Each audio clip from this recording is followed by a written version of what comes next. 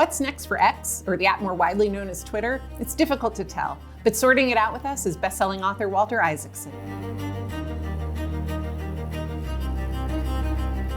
Will Elon still own Twitter, or X as he's calling it, a year from now? Oh yeah, and he will still be hardcore, and he will make it a site that maybe us old blue-checked anointed types find disconcerting, because it's going to be a lot more hardcore as it is, but it's going to have a lot more video. It's going to have ways for people to produce content and make money off of it. It's going to be an everything app, like a WeChat and others. Yeah, will it become that profitable super app that he's been talking Well, it won't about? be that profitable that soon, because he doesn't quite realize that by making it so controversial, advertisers don't want to be there, and that's the main revenue stream. And he's, I think, mistakenly blamed it on the ADL and other things. No, the reason brand advertisers don't want to be on Twitter is they don't like to be around controversy.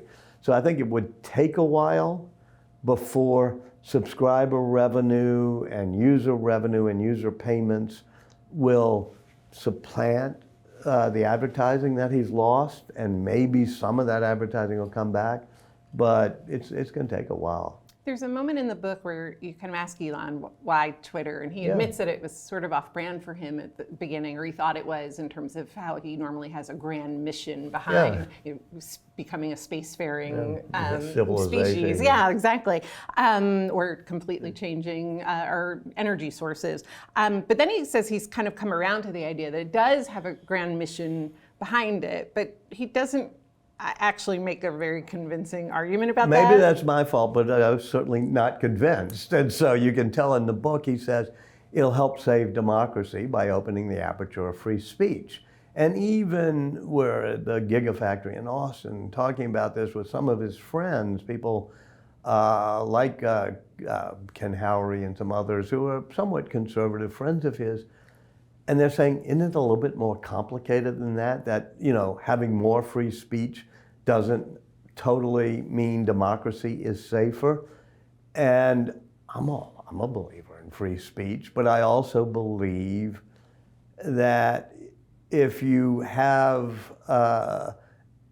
amplifying dangerous and fringe misinformation or hate speech, it can be problematic. And I think his view of free speech either is more clear than mine or more simplistic than mine. I'm going to go with simplistic, because there is an example. I mean, I think he confuses sometimes what the meaning of free speech as it's protected in the Constitution actually means. There's no law that prevents companies from saying on my platform. No, but that's not the issue, because he believes that as a company, the more speech you allow is better. The Constitution doesn't say you have to. You can curate whatever you want on your platform. But he felt that if you're a big social media thing, you should open it up to more speech and a wider variety of speech, including fringes. You also suggest in the book that maybe this is actually just his grown-up version of taking over the schoolyard where he was bullied. Well, there are a few people who have that theory who are very close to him in the book. And, he was bullied. He was beaten up on the playground. And whenever he goes dark, it takes him back to those days on the playground where he was bullied. And for him, Twitter was a playground, and now he got to own it. That's not the only reason he did it, but I do think that jangles around in the back of his mind.